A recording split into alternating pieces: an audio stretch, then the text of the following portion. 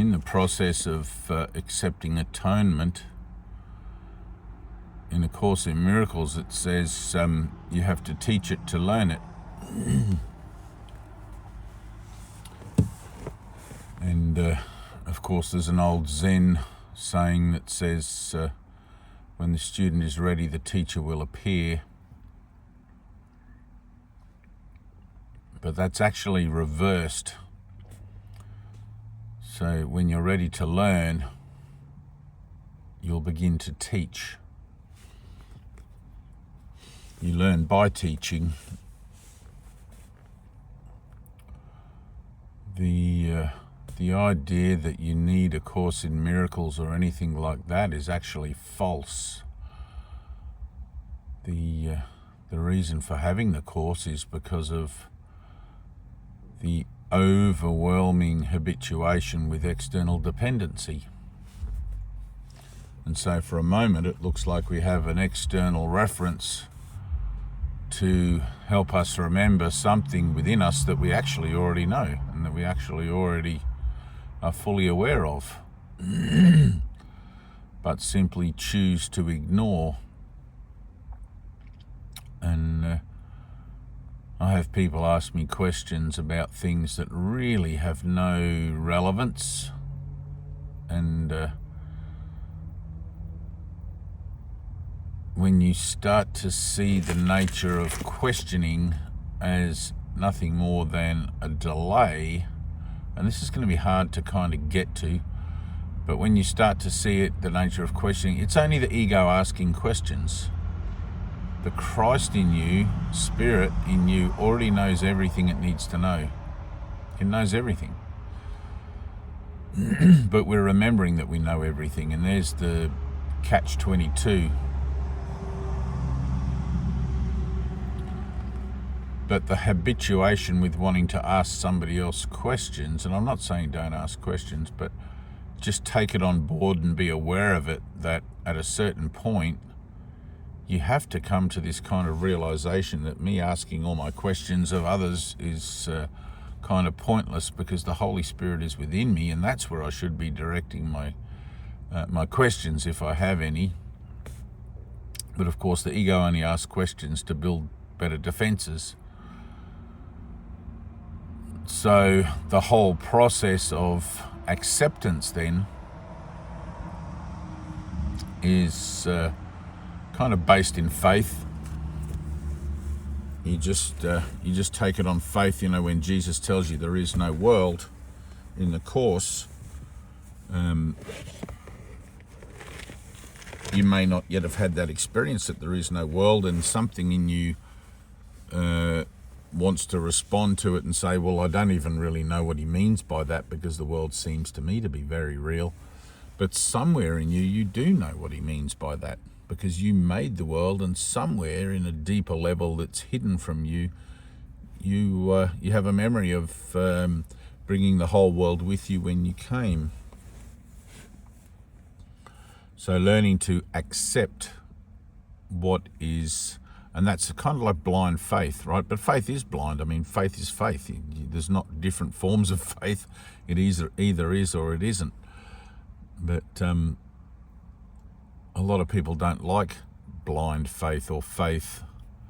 They want guarantees, you know. And I remember Sri Aurobindo, I think it was Sri Aurobindo, said that the true nature of spirituality is not meant for the idler who seeks guarantees for every step.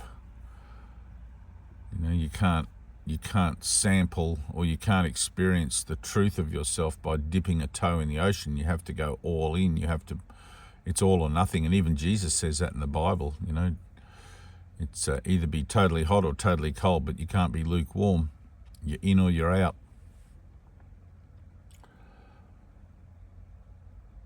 And that turns the whole thing into an incredible adventure. It might be a little scary at first, but once you start to realize that you're supported, it's not really scary. You kind of look forward to the next moment, because you understand that there is a higher power, and you are loved, and all this sort of stuff.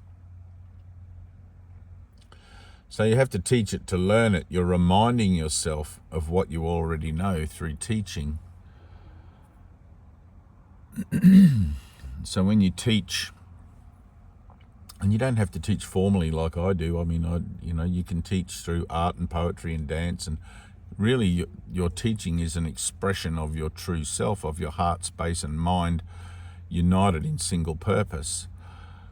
And that can look like anything, but I do like the idea of teaching formally because it puts a level of integrity where you can't really hide any weakness. You can't really hide any uncertainties because you're putting yourself out there with an uncompromising curriculum.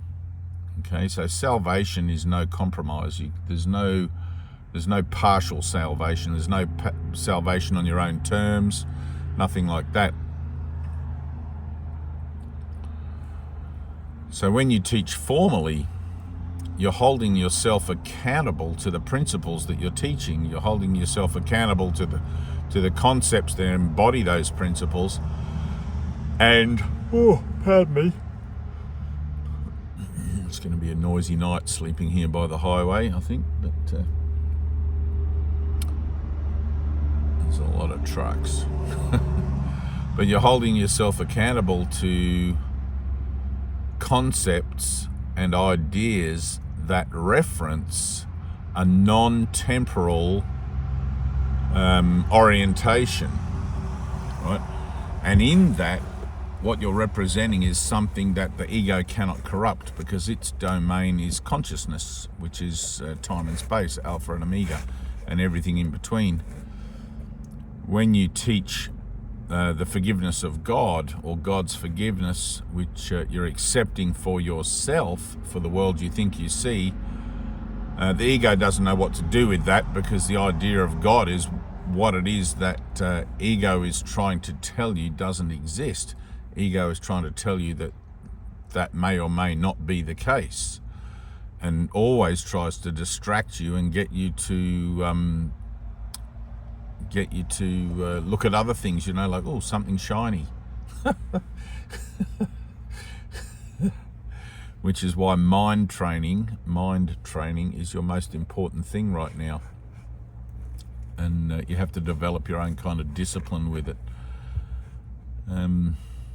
And that will put you in good stead in the years to come. The effort that you put in whilst you're new with it and everything. A lot of people that I've spoken to over the years, they get to sort of like lesson 50 and then they sort of peter off and they lose interest, or they haven't had any kind of an experience, or perhaps they haven't had a support mechanism, or there's all sorts of reasons why life gets too busy. Which is why it's important, I think, in the beginning to really learn the orientation with the principles of miracles. Learn your own orientation with it and become familiar with what it is you're actually about, what it is you're really doing. I mean, a lot of people read the Course in Miracles, but when I have conversations with many people about A Course in Miracles and how their journey's going and this, that and the other, sometimes, and I don't mean to be judgmental, but sometimes I wonder what book they've been reading. I often have people say to me, wow, you put a whole different spin on these teachings. I really hear it from you, and you're really clear, and it makes more sense when you say things and things like that. And I can only attribute that to the incredible teacher that I had, Ted Poppy, and all the other beautiful souls that were at the Healing Centre there who had been with him, and with Charles Anderson, who I've mentioned before, was Ted's teacher prior to coming to sit with Ted. But there's a very unique and very different perspective on teaching in the Course community. I mean, in the days before Ken Wapnick passed, he had his own college, and this is just talking out of school here a little bit, but He had his own kind of college. I never went there, never saw it, never even saw a picture of it, but I had people that I've spoken to that have been to it and sat and studied with him for quite a while, and whilst conceptually he was a great teacher, they all said the same thing, that they didn't feel anything from him. They didn't connect, that his teachings didn't take them to the place they needed to be in the here and the now, and in the relinquishment of the dream. And whilst we don't do a lot with these videos in that regard, when I teach in a class, in a group setting, and we do a meditation, then that's exactly what we do. That's all we do. That's the fun bit. The study and the words and the book and everything else, that's the boring bit. And I know you guys who are just finding the book, you're totally thrilled and excited about it, but I promise you one day it'll be like, oh yeah, I know that book. I read that book 20 years ago.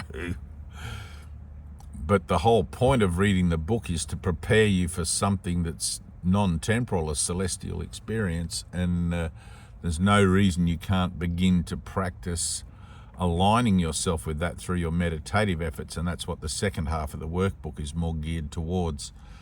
There are meditative lessons in the beginning of the workbook as well, but I by far resonate, and this is just me on a personal level, I by far resonate more with the lessons in the second half of the workbook. And don't everybody jump to the second half, do them in order. But I much prefer those lessons as far as how my meditation goes that I was taught through Charles Anderson and Ted, because Charles was taught meditation directly from Jesus. Jesus gave him the meditative technique, and he passed it down to Ted. Ted passed it down to me, and I've passed it on to as many people as I can in our groups. But Tyna, we've tried to do it through Zoom meeting, and there is a kind of a success. I don't know why there shouldn't be a total success, because everything is mind and it's not about form or distance, but for some reason there is, and it might be just the collective preconceived notions of time and space being somewhat difficult to break through for those who are new, and pretty much everybody in Zoom meetings is always kind of new to the curriculum. But there are some of those videos, and Tyna, if you're watching this, maybe you can dig out some bits. I know you were putting together some highlight video or something, you said. Are you still doing that? Maybe put that up with regards to the light meditation, because I know we did a few good ones. But you've got to teach this to learn it. And I've had many experiences of teaching it and getting it wrong in front of people who kind of were coming along in the evening, let's say, and sort of expected to maybe be sitting with somebody who knew what they were talking about.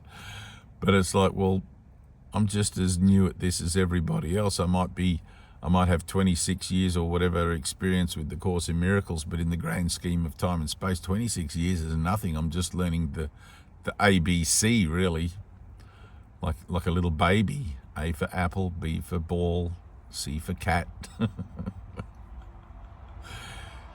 But I'm learning to laugh at myself, and that's the whole thing. You're learning to laugh at yourself. You're laughing at your foibles, at your mistakes, at your errors. You're laughing at the tiny mad idea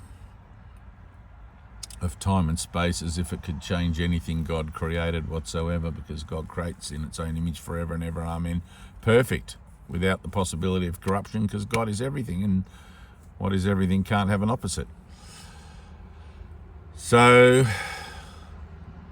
teach it to learn it. Teach it to learn it. One of the things in the book, Jesus says you cannot call yourself a teacher of God until you've completed the workbook. So that's 12 months, and then I don't ever really, I guess there must be some kind of a thing with that, but I don't ever really see what the point of calling myself a teacher of God is. as a reference point for others. Maybe it's helpful, but I could just as easily not call myself anything and still be about my Father's business. But Jesus mentioned it as a kind of a thing, so I'm guessing it must have relevance perhaps for some of us. Maybe there are those out there who like to call themselves something and have that sort of identity, and that's fine. I mean, at least it's in alignment with the universal curriculum, and it's in alignment with higher purpose. So Tina had a bit of a joke with me, I think this morning or last night, because I referenced myself as an apostle or something in one of my recent videos, and she thought that was kind of amusing. Which it kind of is. Apostle Dave.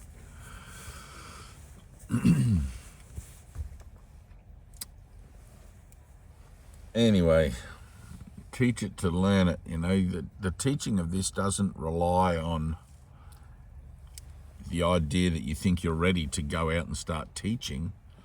I mean, if that's the case, you'll never start teaching. This is a thing that you learn by teaching, by giving yourself away, by making the effort, and only then getting the result back, which is showing you where it is you need to true up better to what it is that you're offering. It's kind of like you see through offering this teaching, which is a perfect teaching, you kind of see through offering this where you fall short of it yourself, and that gives you those added opportunities to then fall into penitent prayer and ask for the healing of the mind with regards to whatever it is that you've seen.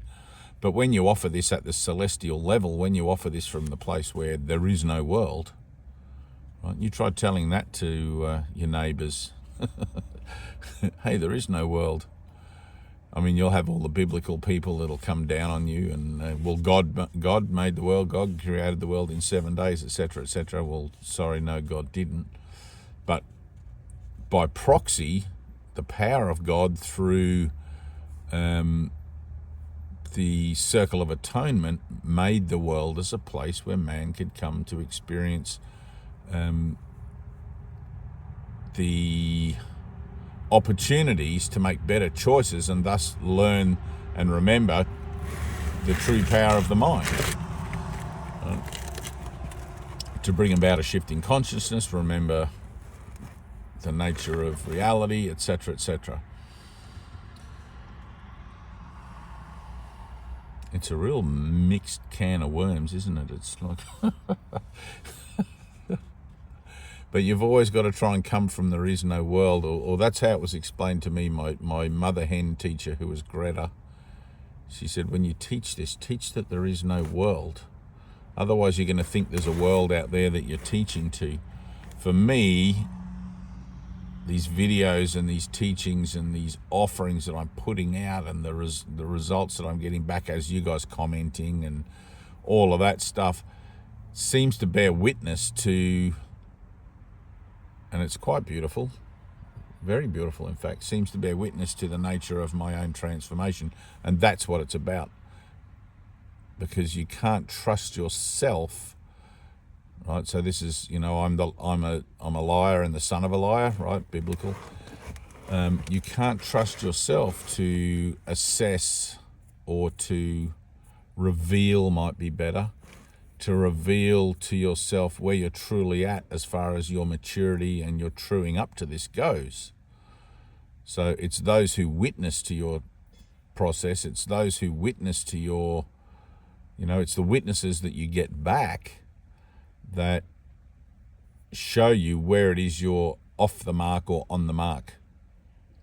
And pretty much all you guys really like what I have to say, so I'm kind of just going to go with it that I'm fairly on the mark here with most of my stuff. But I'm not under any delusion, or maybe I am, but I'm just going to say that I'm not and be proven a liar again. I'm not under any delusion that there's actually other people out there. I'm just teaching. It's self-teaching to self. The reflection I'm getting back is part and parcel of the certainty of my expression based on the experience I've had that there is no world and that the Father and the Son are one. God is eternal. So how that vibration travels around the world throughout the universe and does what it needs to do, it'd be cool to know, but it's not necessary. All of you guys on here sort of give me some beautiful stories and tell me things, and if I can be helpful, then that's great. I mean, I'm only here to be helpful. So teach it to learn it. Allow yourself to fail. All right, allow yourself to fail. I had somebody write to me, they wrote to me whenever, but I read their question today, and they said, I feel like I'm just going backwards and forwards between hating myself and loving myself, or whatever it was. It was being angry and being peaceful or something. And that's part of it. You have to see that that's occurring. You have to be able to see that you're forgetting to stay in the light, because inner peace, the price of inner peace is total vigilance. And your mind is undisciplined and sloppy, and you're far too tolerant of mind wandering. And when you do that, the only place your mind can wander from a peaceful perspective is into chaos.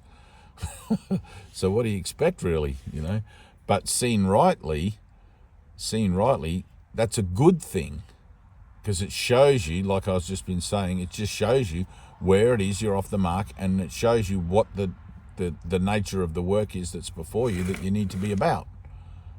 It's like, oh, Holy Spirit, help me. I see that I wander off in my mind all the time. I get a little bit of peace, and then I stop to examine it, and as soon as you stop to examine how peaceful you are, obviously you're back in the conceptual mind rather than the peaceful mind or the heavenly mind, because the heavenly mind, or the mind at peace, is a mind in a state of beingness, right?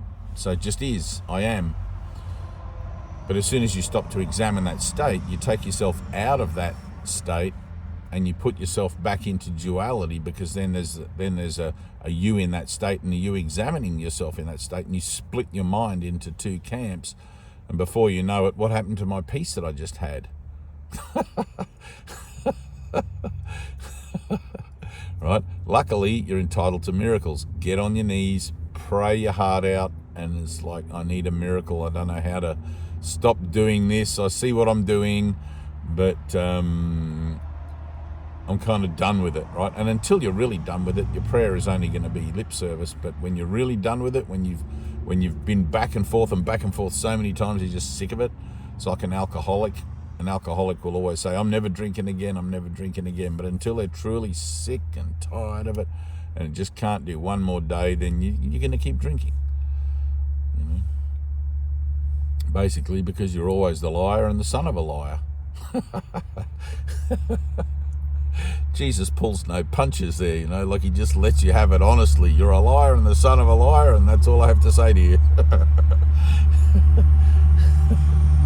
It's like, all right, Jesus, that's a bit tough, but because you said it, I'll look at it. I'll take that on board, and but only a son of a liar, because you're born of the miscreation, born of the idea of miscreation, born of the idea of separation. And the body initially, until you learn, until you come across your spiritual alternative, until you stumble onto the universal curriculum, all you're ever doing is representing denial. Even when you say, even when you're going to church, even when you're saying prayers, because until you realize that point in your mind where you don't want God. I came here, I'm experiencing this because I don't want God. Until you can make that admission, because that's been your penny drop, that's been the light bulb going on, holy shit, I'm here because I don't want God, nothing can change. And again, if you're an alcoholic, it's like, well, oh my God, I don't want to stop drinking. You have to see that first before you can change. Right? There has to be that admission of error. There has to be that admission of responsibility, or admission of ownership, so you can take responsibility for the original choice you made and then proceed. right? You can't sort of leave that unaddressed. It has to be taken care of, because if you don't see yourself as the cause, then you're still going to be imagining somewhere in your subconscious that the cause is separate from you. Right? And all your work will be in vain. So it doesn't matter how often you go to church, how many prayers you say, you'll still see things change, but it'll come around again in a different form. And, it's called manifesting. It's what people like to call it these days, how you can manifest a better life. It's like, just get a little more honest and you won't need to manifest. You'll just be in the glory of everything that is given to you in this moment, and you'll never have more than you need or less than you need, and you'll just be happy for no reason at all, not happy because suddenly you were able to manifest a new car or a bicycle or whatever.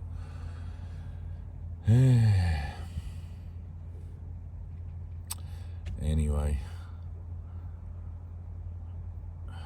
I love you guys. Thank you for the donations too. We're getting there. It's slowly building up. If everybody puts in $1, that would be terrific. $1 gets 2 little booklets printed. I think they were 50 cents each to get done last time, but that's nearly 8-9 years ago now. We got 10,000 printed. And thank you to everybody who's been jumping on my Facebook page. It's really nice to connect with you guys on there, because there's a bit more of a personal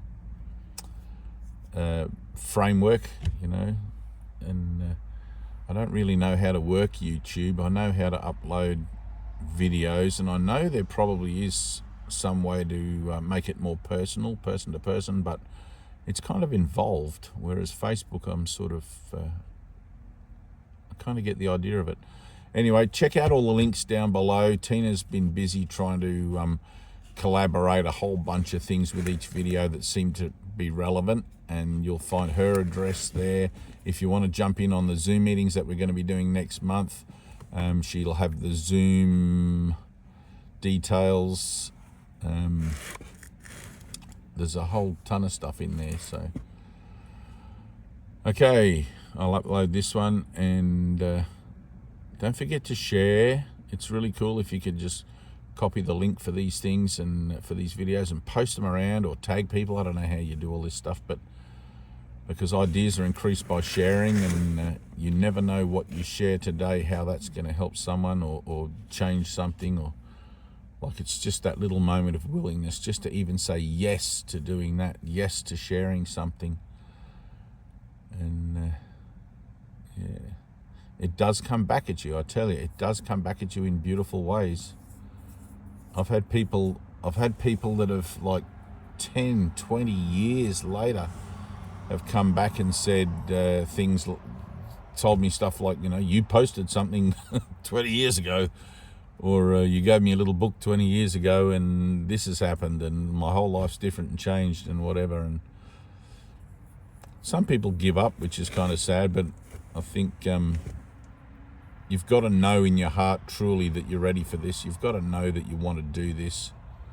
If you're just doing it because you feel obliged to, that's probably not, probably not the best reason. But I know that gets offset by the idea that if I don't do this, how am I going to have salvation? But trust the process, trust the process. If you're finding this really hard going, maybe put it down for a second and just go and do something else. Maybe go to a church service on a Sunday, and maybe there'll be something you'll hear that'll give you the push, or like follow your heart. That's really where you have to go with it. Follow your heart.